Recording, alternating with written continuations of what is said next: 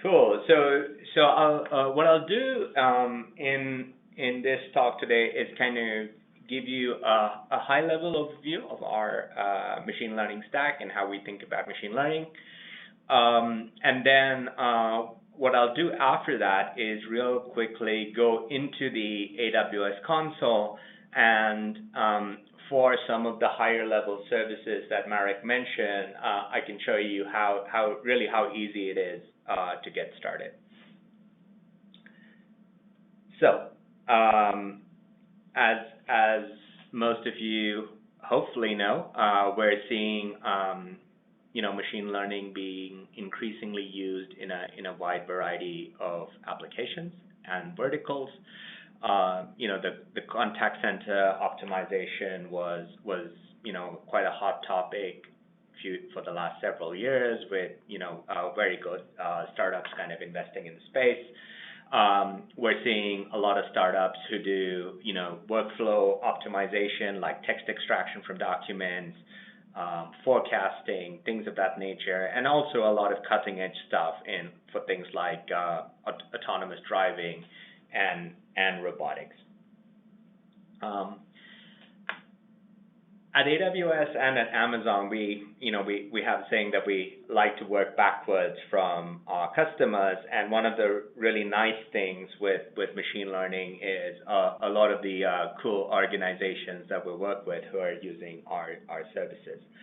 I have some slides with details on each of these, but as someone who lived in the US for a number of years, I really love our partnership with the American Football League. I know it's a bit of a thing for Europeans whenever we call this football, as they mostly use their hands. But you'll see on the top left of the screen, this stat about completion probability. And these kinds of stats were kind of beyond the reach of the simpler methods because it relies on the position of the player.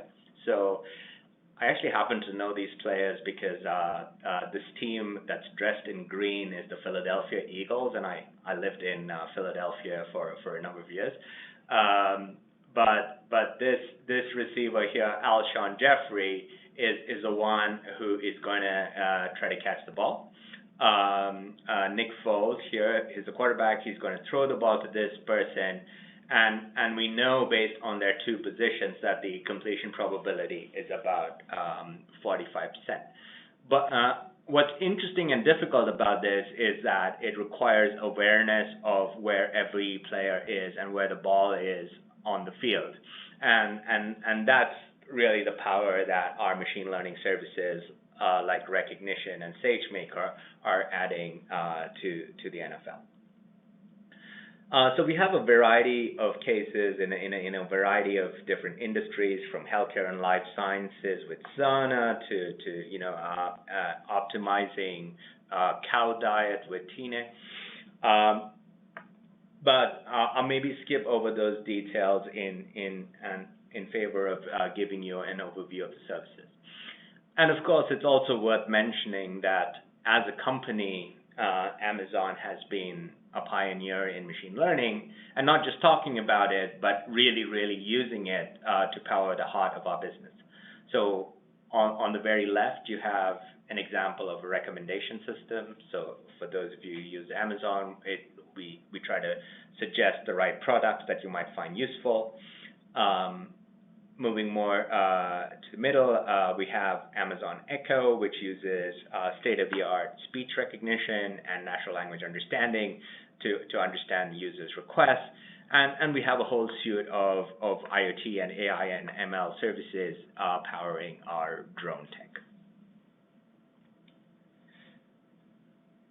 So the mission that we're on at AWS is really to put machine learning in the hands of every developer. So another way to say this is we try to think of machine learning as literally like another programming paradigm, right? It's almost like, let's say, HTML or something like that. But here it's really using statistical modeling to improve an application. And we really truly believe that any application, we've seen with the recommendation engine, it's kind of the layout of a page, to autonomous driving can benefit from statistical reasoning. So I've kind of covered some of these points before, so I won't belabor them. It's easy to say we want to put machine learning in the hands of every developer, but then there's an open question of how you actually go about doing that. So the way we try to do that is approaching it in 3 layers of stack. So I'll kind of go over this bottom to top to kind of give you a flavor. So the bottom layer, which we call the frameworks and infrastructure layer, you can kind of think of it as the layer for the experts. So for researchers, machine learning engineers who really want to build their own and optimize their stuff, we try to get you as close to the hardware as possible. So we have state-of-the-art hardware. So we have GPUs and CPUs. We have these things called inference accelerators, which are low-cost GPUs that you can use to deploy in a model where you have variable traffic. And we have our own family of chips called Inferentia, which is made by the startup called Annapurna Labs, which Amazon acquired. These days, when you're doing deep learning, folks tend to use one of the popular frameworks like TensorFlow, MXNet, or PyTorch. And we tend to be quite framework agnostic and really try to enable developers where they are rather than imposing any standard on you. So that's the bottom layer, where you want to stay close to the hardware and close to the frameworks that you use. In the middle layer we have what we call Amazon Sagemaker. And Sagemaker is different things to different people, but you can think of it as a few different modules. So I'll start with the stuff in the middle. So you have Sagemaker Studio, which is basically an IDE. For those of you who don't know what an IDE is, it stands for an Integrated Development Environment, so where developers can run their own experiments. It's fairly easy to use, and it kind of takes care of the management of the instances under the hood, right? So we have a whole bunch of built-in algorithms for a variety of tasks related to, like, object detection, for computer vision, for machine translation, things of that nature, and a whole bunch of other tools. I mean, the details are, I'm guessing, not important here, but if you have questions, I'm happy to go into any of these, right? But really the target user for Sagemaker Studio you can think of as what we call data scientists. So data scientists are typically people who have a good understanding of machine learning. They might not be that familiar with DevOps or hardcore software development. So what you want to do is give them that layer of abstraction that lets them experiment really quickly with tools that they are familiar with.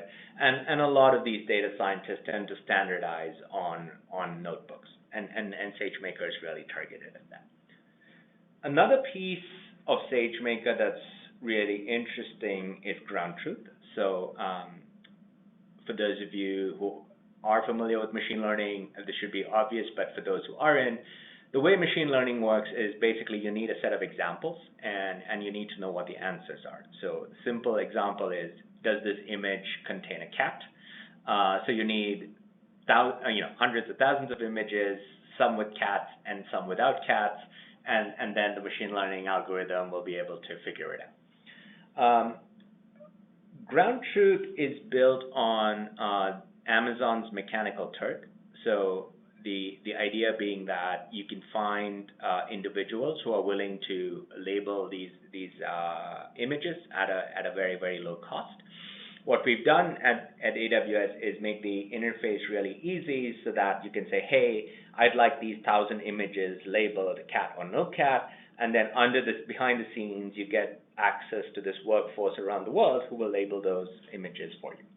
And it's really kind of cool to see in practice because you could send out 100 images and it comes back in a few minutes, and they're all labeled and ready to use.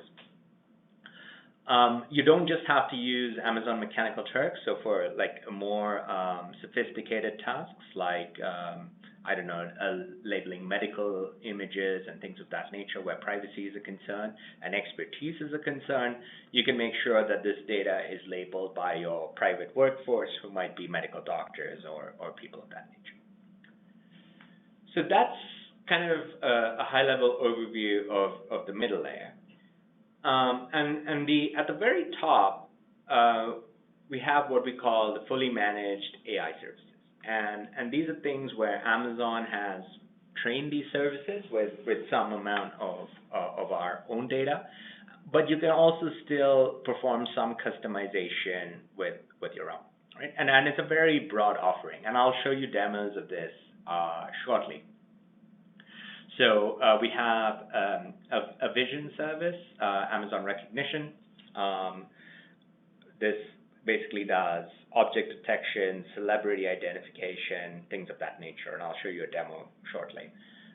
We have speech to text with Amazon Transcribe, text to speech with Amazon Poly, a variety of features for analyzing and translating text, so comprehend, identifies entities and detects sentiment, translates between languages, extracts text from documents. And then to the right, we have a whole bunch of more specialized services. So Kendra is for enterprise search, chatbots, personalization, what have you. We don't need to go through the entire list, but worth remembering that we have a whole bunch of managed AI services that can be of use to you. Now, with this introduction, I can take this one of two ways. I can show you a demo of the AI services. I can also show you a video that does a much deeper dive into Sagemaker and gives you a story of how startups use it, or we could do both. But I'll pause here for a moment and see if you have any questions before I proceed. So in case of questions, I think the right way will be if you will write your question in the IM window in this call.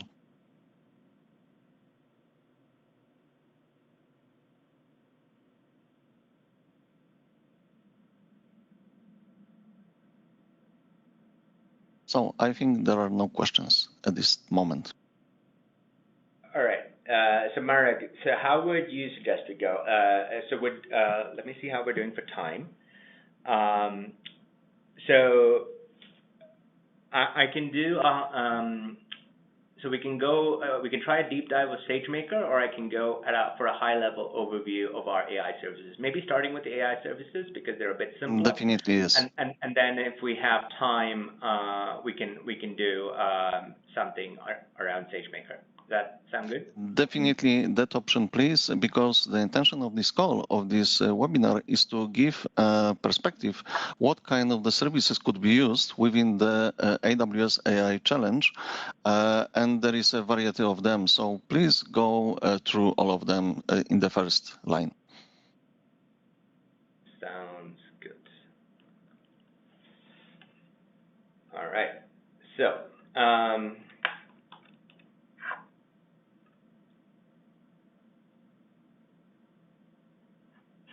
so the nice thing with the services in the first line is that we have demos integrated into the console for most of them.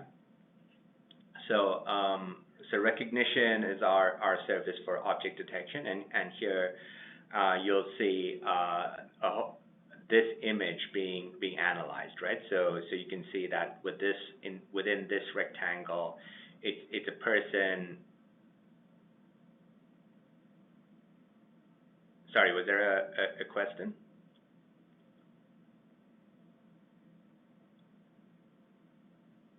Yes, there is a question if there is a preferred mix of frameworks and middleware AI services to use, or could a team use only framework level services? No, you can use any mix that you like. So, and we see this a lot with our startups as well. So for example, if you have a team who's got, let's say, a lot of deep expertise on text processing, they might use the frameworks for text processing, but then rely on, let's say, something like recognition for images. The short answer is you can. There is a requirement that you will use at least one of the approved for the challenge AWS AI services, and this is the question related the organizational part of that challenge. And there will be the second part of the webinar. I will explain everything related how the challenge will be driven.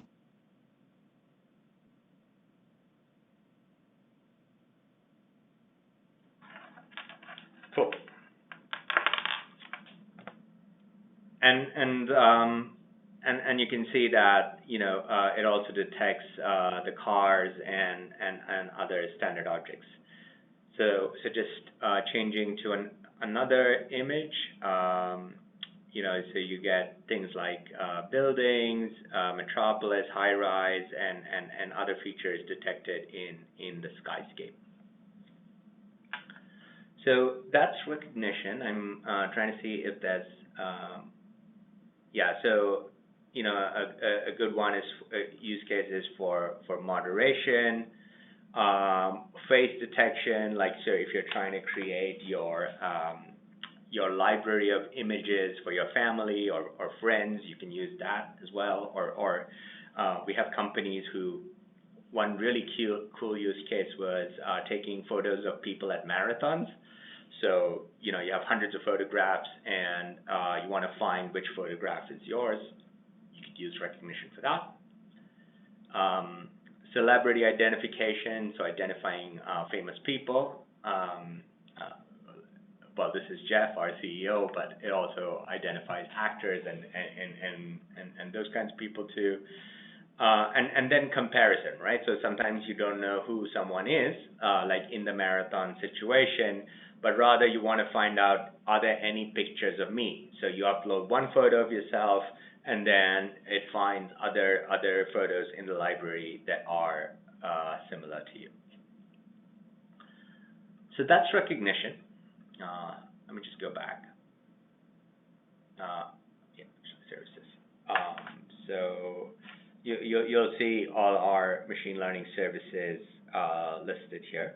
So maybe next we'll do something with text. So looking at comprehend. Yeah, so here we have this text that's written here, and the analysis from comprehend is given here below. So here we identify that this entity, Zhengwei, is a person, that this string, any company, financial services LLC, is an organization, and then, you know, different types. So this is a quantity, this is a date, so on and so forth. There's also sentiment analysis here. So this is a very factual piece of text, but so you have very neutral confidence. However, you can change this. You know, I really love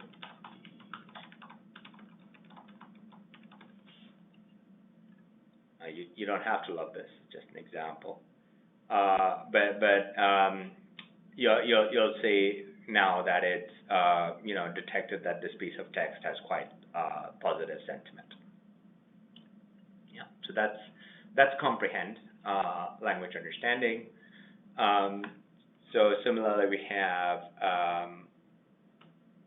let's do one of the speech ones. So transcribe.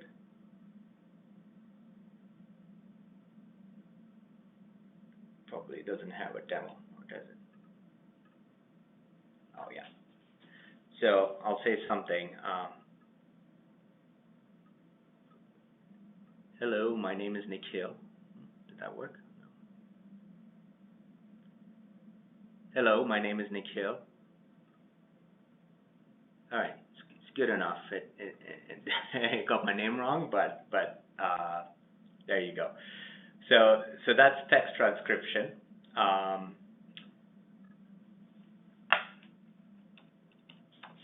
Poly is text to speech.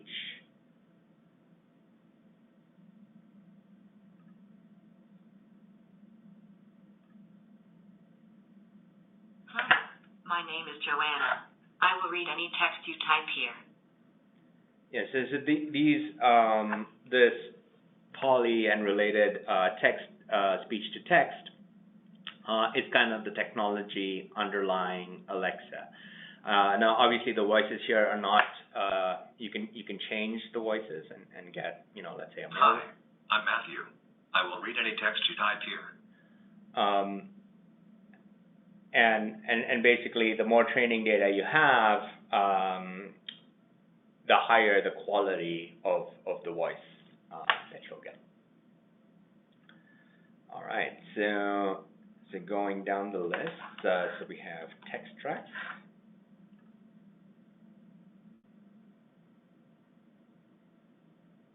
And then this is something that you can try. So as you will see that, it's kind of got the raw text here. It also detects things like forms and tables so that you can easily pull out the structure of the document. So generally speaking, for all of these services, I would really just encourage going to the console, AWS console.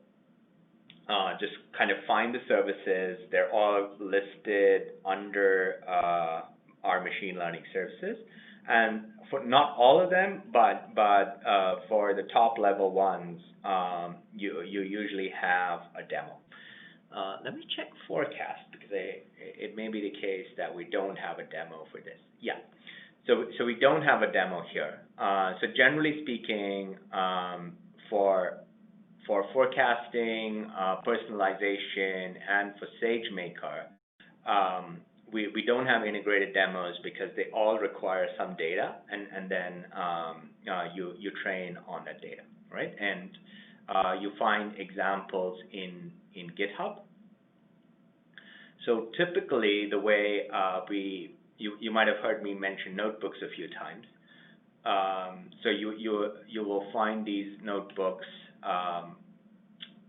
demonstrating almost every single feature that we have. So let me just click into one of these. So for those of you who are not familiar, Jupyter Notebook is basically an IDE. It's a way of writing Python code, but mixing in the documentation, right? So you write a little bit of text, you have a little bit of code, and then you can run that code and run your experiment. And basically, then you can share this with other people as a readable notebook. So if you have a challenge, a good way to ask your participants to kind of submit their artifact is in a notebook, because you can kind of see the work and the documentation for what they've done. But with all of these examples, it's a bit more involved to set up, and basically you have to run through a demo. I do have a video I can play where one of our developer advocates walks you through setting up an example within a notebook, but I'm not 100% sure whether we want to get into that level of detail on this call. So I'll pause here again and see if there are any questions or things that you'd like me to go deeper on. My suggestion is, if this is possible, to provide the link to the video, if this is available publicly, so we will attach that link as the part of the content materials for the challenge. Sounds good. Yeah. So I'll send that across to you, Marek, after this. So I understand now is the time for questions about the AI services. The questions about the program, please hold on after the second part of the call.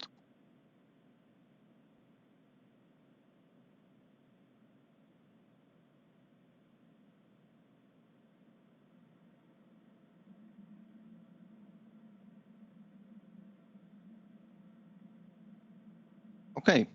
I can see there are no more questions about AI services. I strongly believe that there will be some aspects which you will be interested in.